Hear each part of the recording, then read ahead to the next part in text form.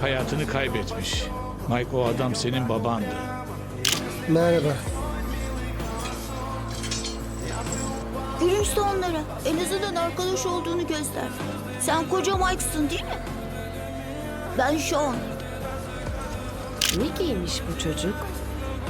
Adı ne demiştin? Koca Mike. Bu gece kalacak bir yerin var mı? Sakın bana yalan söyleme. Hadi. Bu benim mi? Evet bayım. Ne? Daha önce hiç olmamıştı. Ne, kendi odan mı? Yatağım. Michael, sana sormak istediğimiz bir şey var. Nedir? Leanne ve ben, biz yasal vasilerin olmak istiyoruz. Ne demek bu? Bunun anlamı şu.